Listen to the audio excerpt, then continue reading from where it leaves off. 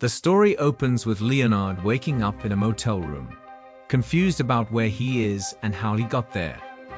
He suffers from a rare condition that prevents him from forming new memories. The one thing he can't forget is the traumatic assault and murder of his wife. To make sense of his world, Leonard relies on tattoos and handwritten notes, using them to investigate who was responsible for her death. During a phone call with someone who insists they've spoken before, Leonard, unable to recall their prior conversation, discusses a man named Sammy Jenkins, who had a similar memory disorder. Leonard had previously looked into Sammy's case. His goal was to prove that Sammy's issue was psychological rather than physical, mainly to avoid the financial cost to his insurance company. This takes the story back in time, showing Leonard observing Sammy, growing increasingly skeptical of his condition. He begins conducting tests, which confirm his suspicion that Sammy's amnesia stems more from mental trauma than physical damage. This conclusion not only saves his company money, but also boosts Leonard's professional standing. Despite this, Leonard holds onto hope that Sammy might regain his memory. Sammy's wife desperately tries to help him remember, but nothing seems to work. Eventually, in a last-ditch effort, she asks Sammy to give her insulin shots, knowing an overdose could be deadly. Her intent is to force a moment of clarity in Sammy by creating a crisis. This act leads to tragic consequences. Sammy's inability to recognize the danger results in her death, and he's ultimately placed in a care facility, overwhelmed and broken. Back in the present, Leonard continues talking to the mysterious caller, who seems to know a great deal about his wife's murder. He sifts through files and reports, filled with redactions and missing pieces, trying to connect the dots. Together, they suspect a man named John G. or Jimmy G., who has links to drug trafficking. Leonard discovers a fresh tattoo warning him not to answer the phone, suggesting the possibility that he's being missiled. Alarmed, he demands to know who he's been speaking with, only for the line to go dead. Soon after, a motel employee named Bert tells Leonard that a police officer is waiting downstairs. Initially hesitant, Leonard then finds an envelope outside his door with a photograph of himself pointing to his chest. This sparks both unease and determination. He answers another call, cautiously pressing the caller for answers. The conversation reveals a connection between Jimmy Grant, a known drug dealer, and the attack on Leonard's wife.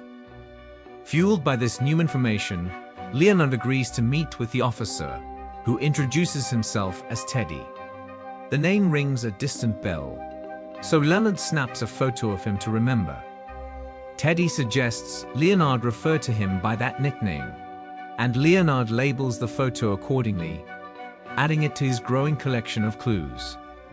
Together, Leonard and Teddy prepare to confront Jimmy Grant. When Jimmy shows up expecting a drug deal, the tension is palpable. In a confusing moment during their interaction, Jimmy mentions Sammy, which deeply unsettles Leonard, especially as his memory begins to falter again. In the aftermath, Leonard seeks help from Teddy, who's still pretending to be a cop. Teddy tries to deceive Leonard, implying a deeper connection between them than truly exists. Leonard inspects the photo of Teddy and begins to suspect he's being lied to. Then comes the shocking revelation. Teddy tells Leonard that he is actually Sammy Jenkins, and that his wife didn't die in the attack, but instead was accidentally killed by Leonard himself, due to his memory issues. Teddy admits he's been exploiting Leonard's condition, feeding him false leads to trick him into killing criminals under the guise of revenge. Even knowing the truth, Leonard struggles with it. Desperate for meaning, he clings to the idea of vengeance. He begins tampering with evidence and deliberately omits key facts to give himself purpose. Although Leonard is increasingly frustrated by Teddy's manipulation, Teddy remains unfazed, convinced Leonard's memory loss will always reset their dynamic. Suspicion grows as Leonard starts thinking Teddy might be the real John G. Determined not to be used again, Leonard memorizes Teddy's license plate and makes a mental note to be cautious. These final acts set the stage for Leonard's continued pursuit of truth and his growing realization that Teddy might actually be John Edward Gummel. At a pivotal moment, scattered pieces of Leonard's fractured memory begin surfacing. One of them being the tattoo on his chest that reads, "I've done it." This cryptic phrase convinces him that he has already avenged his wife's death by eliminating the real John G. Determined to validate this belief, he visits a tattoo parlor, searching for concrete proof to connect the dots. As he pieces things together, Leonard begins to suspect that Teddy's real identity is John Edward Gummel, the man he believes was truly behind the tragedy that ruined his life. When Gummel shows up, Leonard sticks to his plan, calling him Teddy and maintaining the act. Now presenting himself as a former cop, Gummel tries to shift the blame elsewhere, hinting that a hidden mastermind may still be out there. But Leonard isn't buying it. His focus remains fixed on uncovering what really happened to his wife. Despite Gummel's efforts to win back Leonard's trust and convince him to resume their work tracking down criminals like John Gee, Leonard remains suspicious. A photo he has keeps reminding him of the possibility that Gummel isn't being honest. While rummaging through Gummel's belongings, Leonard comes across a note addressed to Jimmy Grant. Due to his impaired memory, he mistakenly assumes the note is intended for him. That misunderstanding pushes him to pursue the address listed in the message, relying on fragmented memories to guide him. At the location, Leonard meets Natalie, a woman he has no memory of. She's surprised by his arrival and attempts to make sense of why he's there. As they talk, she quietly gauges his mental state, realizing he's dealing with serious memory problems, though Leonard himself seems unaware. During their conversation, Leonard inadvertently reveals his mission: to track down his wife's killer. His fragmented thoughts and drive capture Natalie's attention, and she starts to understand just how committed he is to finding the truth. Natalie then explains that her boyfriend, Jimmy Grant, vanished after a meeting with someone named Teddy, who also took a significant amount of cash. Suspicion surrounds Jimmy's fate, not realizing that Leonard and Gummel were directly involved in his disappearance. Meanwhile, Jimmy's close friend, Dodd, grows suspicious of Natalie's potential connection to Jimmy's vanishing and becomes increasingly enraged. Natalie, sensing an opportunity, decides to manipulate Leonard emotionally, stirring up his fear and rage to steer him toward confronting Dodie. To provoke him, she insults Leonard's late wife, triggering a surge of frustration. Seizing the moment, Natalie falsely accuses Dodie of assaulting her, playing on Leonard's fragile emotional state to push him into action. Leonard, preparing to confront Dodd, is unexpectedly startled to find Gummel waiting in a car. At first, he mistakes him for Dodie and considers striking, but stops when Gummel brings up their private conversations, specifically about Sammy Jenkins, a detail only someone very close would know. This revelation brings a brief moment of clarity.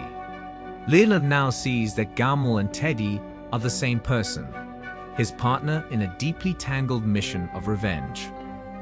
Gummel warns Leonard about Natalie's manipulative tactics, even going so far as to write a note on her photo urging him to stay cautious.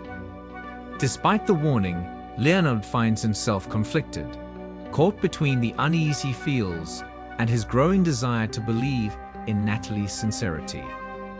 As Gummel prepares to leave, uncertainty clouds his thoughts. Torn between conflicting truths and lies, he reluctantly records a message, unsure who he can trust in the tangled mess of betrayals. Meanwhile, Leonard returns to the affordable motel, drawn by a strange sense of comfort in its familiar surroundings. He tries to reconstruct his former life, desperate to relive the moments before his world fell apart. In an emotional attempt to recreate happiness, he hires an escort to pretend to be his wife, placing her belongings around the room to mimic the past. But despite the effort, the illusion fails to bring him peace. Before the escort leaves, Leonard quietly asks her to shut the door firmly, trying to recapture the sensation of waking beside his wife. That small act sparks a flash of memory, a fleeting presence of his lost love. But it quickly fades, leaving only silence. Overwhelmed, Leonard retreats to a secluded place where he burns his wife's belongings. Watching the flames consume each item, he lets go of pieces of his past, feeling both pain and release. This symbolic act, though heartbreaking, helps him confront his grief and take the first difficult step toward healing. At the same time, Dodd enters the picture, determined to catch up to Leonard after tracing the trail of Jimmy Grant's stolen car. Leonard, caught in confusion, narrowly avoids being captured and uses the moment to revisit his notes, convinced that Doddy is now a threat tied to Natalie's story. Driven by fear and suspicion, Leonard heads back to the motel, planning a surprise attack on Doddy. With a makeshift weapon in hand, he pauses, momentarily distracted by his own thoughts. Even the act of taking a shower diverts his focus, making him lose track of his intentions. But the calm is short-lived. Dodd shows up unexpectedly, leading to a tense and violent confrontation. Despite his disorientation, Leonard manages to overpower Dodd, locks him in the closet, and experiences a fleeting sense of victory. Yet, the satisfaction fades when he can't recall why the fight happened in the first place. Searching through his notes, Leonard finds a reminder of his mission: to either hand Doddy over to Teddy or eliminate him. Not long after, Gamal arrives at the motel in response to Leonard's call. Together, they free Dodd using his own gun, puzzled by the whole situation and Leonard's conflicting actions. Though they move on, there's an undercurrent of doubt. Something about Gamal still doesn't add up. Leonard makes a mental note on Dodd's photo to ask about his real identity later. Then, he returns to Natalie's place, visibly shaken from the encounter. Natalie notices his state and assures him that Dodd won't be a problem anymore.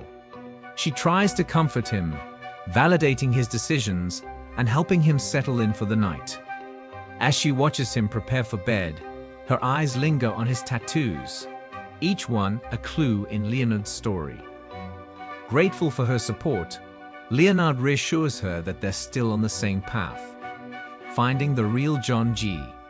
As they talk about what's next, Natalie suggests reaching out to someone who can help identify John G. by running the license plate tattooed on Leonard's leg.